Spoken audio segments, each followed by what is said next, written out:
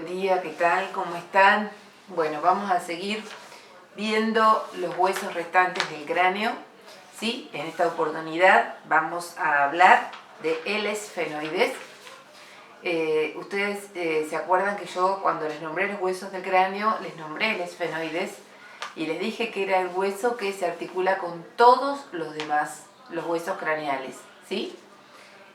Recuerden esto que es importante, el esfenoides es el hueso que articula con todos los demás y el ioides, que lo vamos a ver hoy, es el único hueso que no se articula con ningún otro hueso de la cabeza, antipático, no se articula con nadie. Hoy vamos a hablar del esfenoides. Antes de empezar a hablar del esfenoides, les quiero mostrar esta imagen, miren qué clara.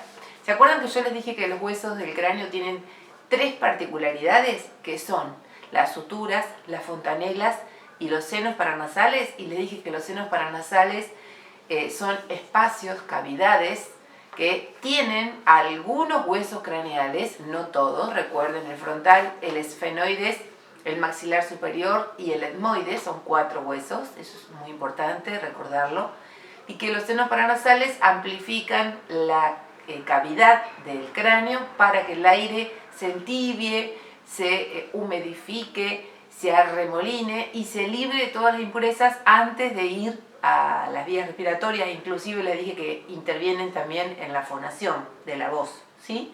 Bueno, fíjense esta imagen que les voy a mostrar, espero que se vea bien. A ver, ahí, donde, no sé, nunca estoy conforme con...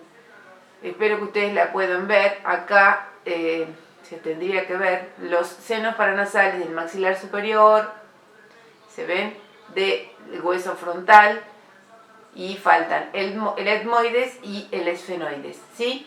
Bueno, media clara la imagen. Vamos a hablar hoy del esfenoides. Primero quiero que ustedes lo ubiquen, mejor dicho. Acá tenemos la base del cráneo, ¿sí? Para entender dónde está ubicado el esfenoides, ¿sí? Tendríamos que hacer un corte en la mitad del cráneo, esta zona que estoy tocando yo acá, ¿sí? Porque el esfenoides forma el piso de la base del cráneo. Fíjense que acá tenemos el foramen magno. ¿Qué hueso es? El occipital. O sea que, miren, el esfenoides está acá justo en el centro, la base del piso del cráneo. Entonces tenemos... Hacia atrás articula con el occipital. El foramen magno, acuérdense que les expliqué en el otro video que el foramen magno o magnum es el foramen, no es el más grande, aunque para ustedes les parezca grande. Hay otro que es más grande todavía del cuerpo, pero por ahí pasa el bulbo para articularse con la médula espinal. Por delante tenemos el frontal, a los lados tenemos los huesos temporal derecho, temporal izquierdo, y el etmoides, que es un hueso que vamos a ver también hoy, que está delante del esfenoides. Así que en este lugar central está el esfenoides, ¿sí? Y de este lado tenemos una imagen del hueso esfenoides, que aunque parece rebuscado y le tienen miedo muchos, no tiene nada para asustar. El esfenoides tiene forma, como ustedes ven, de mariposa, con las alas desplegadas, ¿sí? Tenemos 2 alas menores en el medio, acá chiquitas, y 2 alas mayores, ¿ven?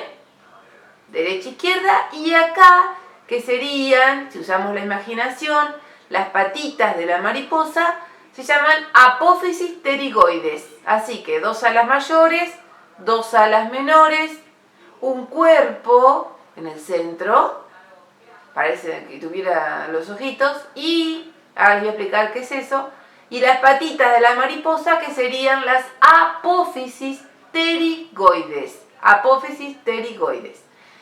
Bueno, ¿por qué es importante este hueso? Muy importante. Porque en el cuerpo, que está en el centro, se aloja, hay una depresión, se llama silla turca, porque tiene el aspecto de silla turca, con un dorso, ¿sí? Y con una zona que es una depresión, que ahora les voy a decir que hay adentro. En ese cuerpo, en esa depresión, que se llama fosa pituitaria. ¿Por qué será fosa pituitaria? Porque allí se aloja la glándula hipófisis o pituitaria, ¿sí? Tenemos entonces en el cuerpo una depresión donde se encuentra la glándula pituitaria. Se llama fosa pituitaria. Luego tenemos dos fisuras, esta acá entre el ala mayor y el ala menor, fisura orbitaria superior. Y ustedes dirán, si hay una fisura orbitaria superior, tiene que haber otra que se llama fisura orbitaria inferior. Sí, pero no en el esfenoides. Está en el maxilar superior, que ahora cuando lo veamos se las voy a mostrar dónde está. En el esfenoides está la fisura orbitaria superior. En las fisuras y en los forámenes, recuerden, pasan nervios y vasos sanguíneos. Yo les voy a nombrar otros forámenes más y no los voy a embarullar con nombres porque no tiene sentido ahora, en este momento. Sí tienen que saber, recuerden que en la silla turca del esfenoide se encuentra la glándula hipófisis o pituitaria, que tiene dos forámenes acá o fisuras, esos espacios que se llama fisura orbitaria superior, ¿sí? Que tiene otros forámenes que se llaman foramen redondo, que en la imagen no se ven, pero ustedes la pueden ver en cualquier dibujo del esfenoides. Tenemos otros forámenes, foramen redondo, foramen espinoso, foramen lacerum y foramen oval, ¿sí? O sea, les nombré 4 forámenes, una fisura orbitaria superior, a 2 alas mayores, 2 alas menores y 2 apófisis pterigoides. Las apófisis pterigoides son puntos de inserción de músculos. Y recuerden que por los forámenes pasan vasos y nervios. Bien, recuerden que siempre esto es rasgos generales. Ustedes para puntualizar y para detallar tienen que irse a todos los apuntes que yo les voy dando. Ahora vamos a seguir con otro hueso que les tienen también miedo, porque es así, que es el etmoides. El etmoides es un hueso que está ubicado delante del esfenoides y detrás formaría es el hueso que forma la cavidad nasal, por eso las paredes laterales y la parte posterior de la cavidad nasal. Por eso es que es un hueso que es un colador, está todo agujereado. Y ahora van a ver, yo les voy a mostrar primero la imagen del hueso y después el esquema que yo les hago para que ustedes entiendan la forma, la estructura que tiene, bien fácil. Este es el dibujo del hueso, voy a poner atrás para que se vea bien, no se haga sombra, a ver si se ve ahí. Este es el dibujo del hueso etmoides, ¿sí? Fíjense que tiene agujeritos, que ahora van a ver cómo se llaman y para qué sirven. Y este es el esquema que yo les hago siempre, se los dibujo cuando damos esto en el pizarrón, pero ahora bueno, se los voy a mostrar así, a ver si se ve. Ahí, capaz mejor. Este es un dibujo esquemático. ¿Por qué esquemático? Porque se ve solamente, no se ve tanto detalle como en la otra foto, ¿no es cierto? En el etmoides, ¿sí? Recuerden que se ubica delante del esfenoides. Tenemos, miren qué simple lo van a entender si ustedes lo hacen así. Dos estructuras que se llaman masas laterales, ¿sí? Esas masas laterales, acá tienen una negra y otra con agujeritos. ¿Por qué?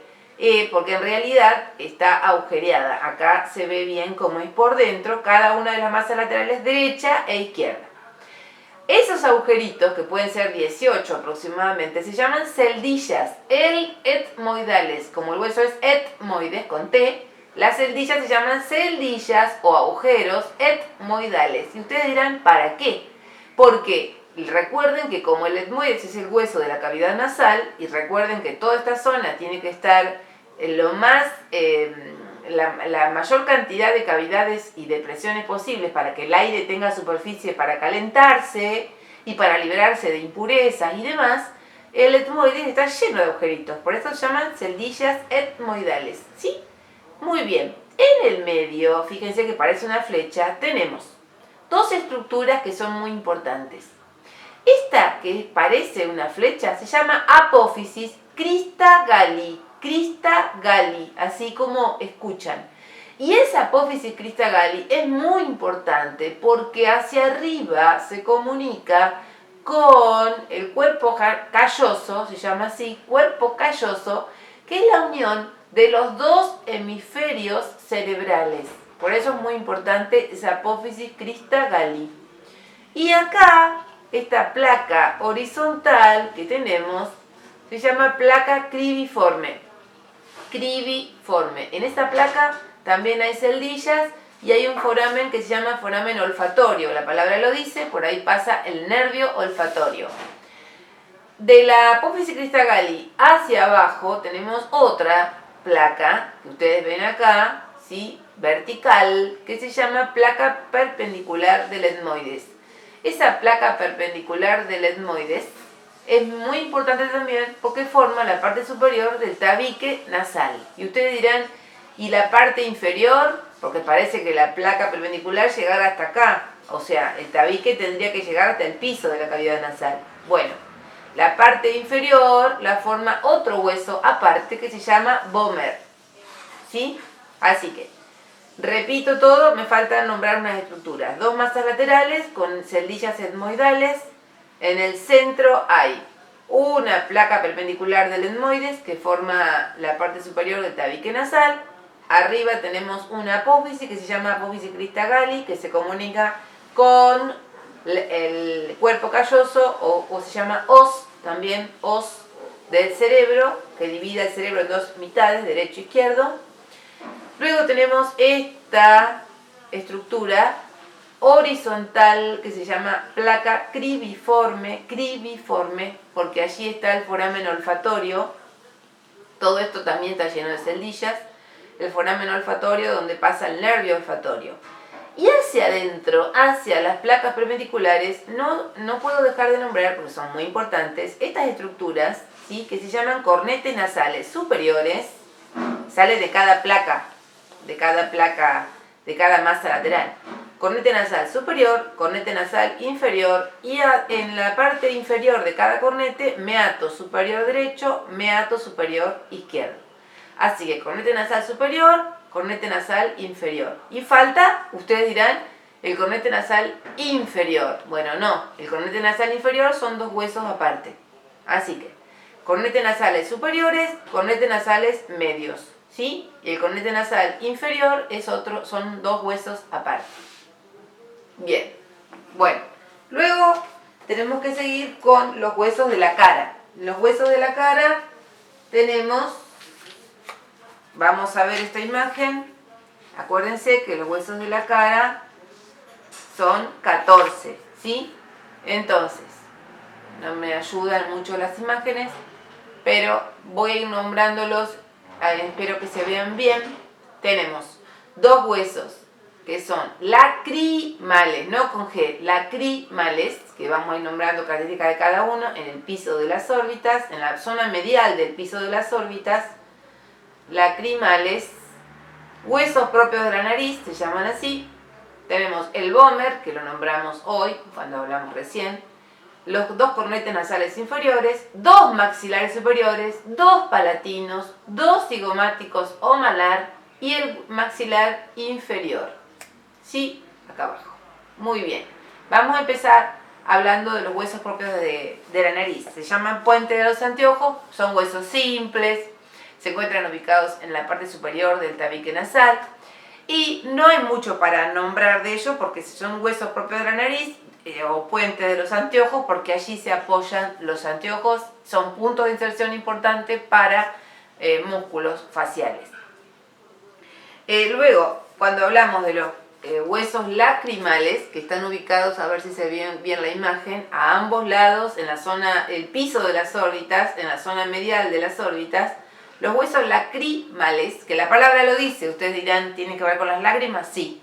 Allí se encuentra el surco lacrimal o fosa lacrimal, donde desemboca las glándulas lagrimales de cada órbita, que las glándulas lagrimales son tubos verticales que no nacen en ese hueso, sino que nacen en el maxilar superior y desembocan en ese hueso lacrimal. Por eso de ahí decimos nada más que está la fosa lacrimal, donde desembocan el surco o conducto lagrimal que nace en el maxilar superior.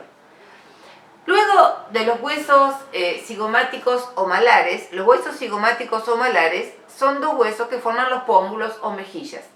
Importante, forma cuadrilátera, muy importante porque allá tenemos la apófisis. Acuérdense que las nombramos cuando dijimos hueso temporal, dijimos que los huesos temporales tienen dos apófisis cigomáticas del hueso temporal. Que yo les dije, parece que estuviéramos hablando de otro hueso, del cigomático. Bueno, ahora cuando hablamos de los huesos cigomáticos decimos que se proyectan hacia atrás, son los huesos de la mejilla, con dos apófisis temporales del hueso cigomático, que forman el arco, que yo les dije arco temporal, ¿se acuerdan? Cuando hablé del hueso temporal, nada más que eso, apófisis temporales de los huesos cigomáticos, que forman el arco temporal.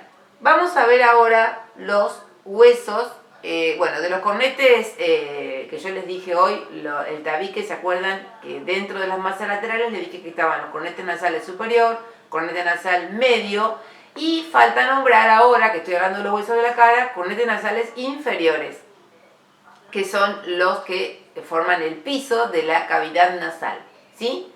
Ahora vamos a hablar de los dos huesos maxilar superior, que ustedes dirán, ¿cómo dos huesos maxilar superior? Y acá les voy a mostrar el maxilar superior, primero acá, maxilar superior, fíjense en la imagen, el hueso maxilar superior, ustedes dirán, ¿cómo dos? Si es uno. El maxilar superior es un hueso, son dos huesos que se fusionan, ¿sí? Tiene esta estructura, que a ver, espero que se alcance a ver, que tiene, como ustedes ven acá en este cuadrito que yo traté de abreviar, tiene bordes, porque el maxilar superior se articula, ¿sí?, hacia arriba, tiene esta zona, que a ver si se ve, yo se las voy a mostrar, primero tengo que mirar porque si no veo bien lo que estoy señalando, se llama apófisis ascendente, luego tenemos la apófisis piramidal, que es esta, las apófisis alveolares, que son acá en la parte inferior del hueso donde se insertan las piezas dentarias, y por último, que vamos a hablar ahora, hacia adentro, las apófisis palatinas del maxilar superior. Eso por un lado. Por el otro lado, quiero mostrar este otro esquema donde se ven los ángulos del hueso. Acá tenemos el ángulo que se llama ángulo orbitario. ¿Por qué será? Porque están las órbitas, ¿sí? Luego tenemos acá el borde o ángulo maxilar, que es donde se une con la otra porción del maxilar. Acá tenemos el borde anterior o nasal y el borde alveolar, que es la parte de las apófisis alveolares. Vamos a ver primero las características que tienen entonces el maxilar superior. Voy a buscar esta imagen que tengo acá y no voy a hacerles complicado nada, voy a hacer bien simple. El maxilar superior tiene las apófisis alveolares, donde se insertan, como dije recién, ¿sí?, las piezas dentarias. Tenemos acá, que se ve clarísimo, el foramen infraorbitario. La palabra lo dice, infra debajo, orbitario de órbita. ¿Qué pasa por allí, por el foramen infraorbitario? Nervios y vasos sanguíneos. Luego tenemos detrás, que no se alcanza a ver acá, detrás del hueso incisivo, de la pieza dentaria del hueso incisivo, hay un foramen incisivo por donde pasan, por allí, vasos sanguíneos, palatinos, nasopalatinos y palatinos, ¿sí? Y ahora les quiero hablar de las apófisis palatinas del maxilar superior. ¿Por qué?